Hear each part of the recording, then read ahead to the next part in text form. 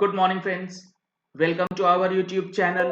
Friends, आज मैं आपके साथ डिस्कस करने वाला हूं जीएसटी के अंदर ई वे बिल से रिलेटेड एक सवाल जो बहुत लोगों का पूछा जाता है कि कितने किलोमीटर तक हम लोगों को ई वे बिल जनरेट करना मैंडेटरी है और कौन से ऐसे सिचुएशंस हैं जिसके अंदर ई वे बिल के अंदर सिर्फ पार्ट ए भर के ही अपना गुड्स जो है वो मूवमेंट कर सकते हैं। तो जुड़े रहिएगा इस वीडियो के एंड तक ताकि आपको किलोमीटर से संबंधित जो भी क्वेरीज हैं ई वे बिल से रिलेटेड उसका समरी अच्छी तरीके से समझ में आ जाए।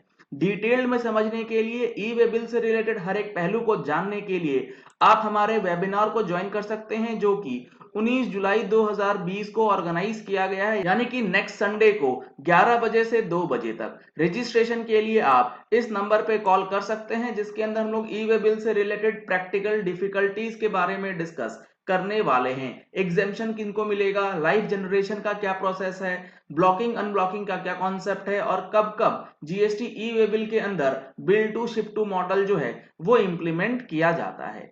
तो अगर आपने अभी तक नहीं कराया है रजिस्ट्रेशन तो इस नंबर पे रजिस्ट्रेशन करा सकते हैं। अब देखिए, जो ई वे बिल के अंदर किलोमीटर्स की जो लिमिट है वो किस केसेस में है और किस तरीके से वो काम करता है, ये मैंने ओपन करा है रूल 138 जो कि बात करता है इंफॉर्मेशन कुछ फर्निश करनी है ई वे बिल के फॉर्म नंबर EWB01 के पार्ट ए में before the commencement of movement of goods, यानी कि मूवमेंट चालू होने से पहले आपको पार्ट ए जनरेट करना है। सबसे पहले ये समझ लीजिए ई वे बिल का जो फॉर्म है उसके दो पार्ट होते हैं, part A and part B. Part A भरने से ई वे बिल जनरेट नहीं होता है जब तक आप पार्ट बी में डिटेल्स जो है वो नहीं डाल देते। तो पार्ट ए और पार्ट बी दोनों को अलग अलग रख करके चलना होगा। कई सिचुएशंस ऐसे होते हैं कि आप सिर्फ पार्ट ए भर के गुड्स का मूवमेंट कर सकते हैं और उसके बाद पार्ट बी भरने के बाद पूरा जनरेट होने के बाद ई वे बिल का ट्रांसपोर्टिंग जो है और गुड्स का ट्रांसपोर्टिंग जो है वो होता है। अब देखिए, इस रूल 138 का जो प्रोविजो है, सब रूल 1 का जो प्रोविजो है उसके अंदर काफी सारी चीजें बताई गई हैं कि कितने किलोमीटर तक आपको सिर्फ पार्ट ए भर के ही काम किया जा सकता है और वो कौन से कंडीशंस दिए गए। क्योंकि इसका सब रूल 1 जो है वो कहता है एवरी रजिस्टर्ड पर्सन जो कि मूवमेंट को कॉज करने के लिए जिम्मेवार है और उसकी कंसाइनमेंट वैल्यू 50,000 रुपए से ऊपर है उसे पार्ट ए भरना है जीएसटी EWB01, यानी कि इनवॉइस की डिटेल्स आपको भरनी है, ट्रांसपोर्ट डिटेल्स ट्रांसपोर्टर या अगर आपके पास अवेलेबल है तो आप भी भर सकते हैं। लेकिन इस रूल का कुछ एक्सेप्शन दिया गया। पहला एक्सेप्शन है provided also that where the goods are transported for a distance of up to 50 kilometers within the state or within the union territory from the place of business of the consignor to the place of business of the transporter for further transportation, the supplier or the recipient or as the case may be, the transporter may not furnish the details of conveyance in part B of form GST EWB01। मैं आपको एक example देता हूं। Let suppose उत्तर प्रदेश का कोई consignor है, यानी कि कोई डीलर है जिसको अपना माल सप्लाई करना है और उसका जो माल सप्लाई होना है वो जिस ट्रांसपोर्टर से होना है वो भी उत्तर प्रदेश के स्टेट में ही है।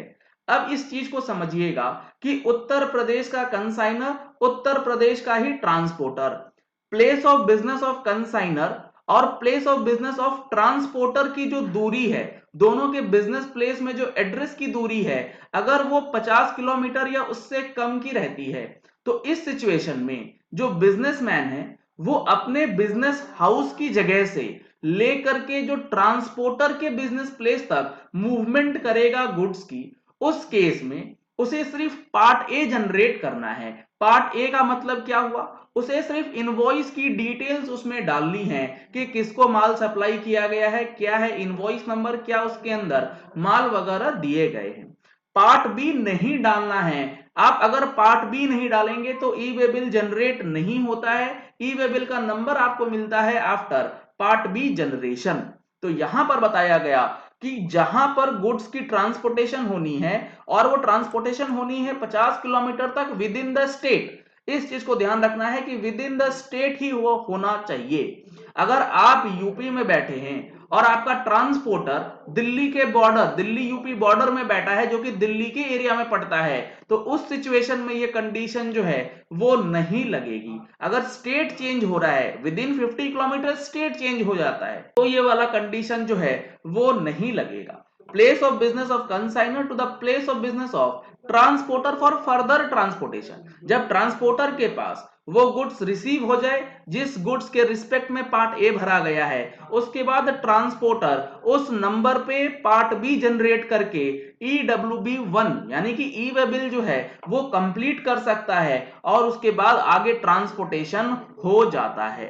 यहां पे दो तीन चीजें समझनी है। अगर आपने माल को ट्रांसपोर्ट किया है किसी ट्रांसपोर्टर को for the purpose of further transportation, मतलब ये हुआ कि अगर कंसाइनर किसी ट्रांसपोर्टर को माल बेच देता है तो क्या यह कंडीशन लगेगी? जी नहीं। पर्पस होना चाहिए कि उस ट्रांसपोर्टर के पास जो माल जा रहा है वो for the purpose of further transportation ही जा रहा है, वो खरीदा नहीं है उसने।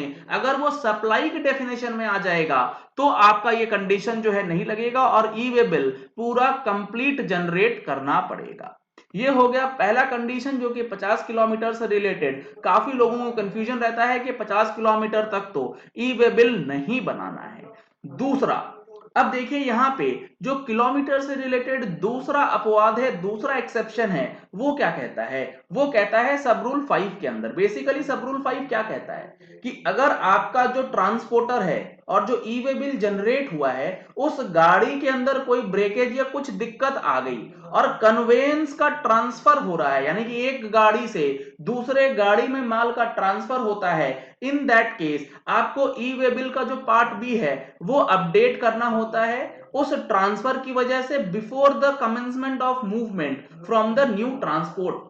लेकिन इस चीज के लिए यहां बताया गया है कि अगर वो जो मूवमेंट होना है after the shifting of consignment from old to new, अगर वो मूवमेंट अब 50 किलोमीटर या उससे कम की दूरी के लिए ही रह गया है within the same state, तो यहां पे आपको ई वे बिल का पार्ट बी जो है उसमें अपडेट करने की जरूरत नहीं है। Where the goods are transported for a distance of up to 50 kilometres within the state और union territory from the place of business of transporter finally to the place of consignee, the details of conveyance may not be updated in the e-way bill। Transfer of conveyance की वजह से जो updation की जरूरत है, अगर 50 kilometre का ही दूरी रह गया है फाइनल डिस्टेंस से, तो आपको अपडेट करने की जरूरत नहीं पड़ेगी। ये दूसरा कंफ्यूजन था जो कि किलोमीटर से रिलेटेड लोगों को निकल के आता था कि 50 किलोमीटर के अंदर तो ई वे बिल जनरेट होता ही नहीं है। अब इसके बाद जो हमारे पास तीसरा कंडीशन है वो है 20 किलोमीटर का। काफी लोगों को यह कंफ्यूजन रहता है कि 20 किलोमीटर तक भी तो हमें ई वे बिल निकालने की जरूरत नहीं होती है। तो 20 किलोमीटर का क्या कॉन्सेप्ट है वो आप देख लीजिए, आपको अच्छी तरीके से समझ में आ जाएगा। ये मैंने ओपन करा है कि no e way bill is required, यानी कि 138 का सब रूल 14 जो कि एग्जेम्पशन की बात करता है और इस केसेस में एग्जेम्पशन दिया गया है। एग्जेम्पशन के लिए पॉइंट नंबर एन अगर आप देखेंगे तो यहां पे बताया गया है where the goods are being transported up to a distance of 20 kilometres from the place of business of the consignment to a weighbridge for weighment or from the way bridge back to the place of business of the said consignor subject to the condition that the movement of goods is accompanied by a delivery challan। Let suppose आपका कोई ऐसा goods है जिसके अंदर धर्म काटा होना है, उसका वजन होना है और उसके लिए आपको उस कंसाइनमेंट को वे ब्रिज में भेजना है ट्रक में लोड करके। तो वो वे ब्रिज की डिस्टेंस आपके बिजनेस प्लेस से अगर 20 किलोमीटर की दूरी पर है तो आप जो ट्रांसपोर्टेशन करेंगे फॉर द पर्पस ऑफ वेटमेंट, सिर्फ वे ब्रिज तक जाना है और वे ब्रिज से आ जाना है वजन करा करके, और वो दूरी 20 किलोमीटर से कम है, तो आपको ई वे बिल जनरेट करने की जरूरत नहीं पड़ेगी, चाहे वो पार्ट ए हो चाहे वो पार्ट बी हो। कंडीशन सिर्फ ये है कि आपको डिलीवरी चालान से माल भेजना है और वे ब्रिज से आने के बाद आप अपना ई वे बिल जो है जनरेट कर सकते हैं।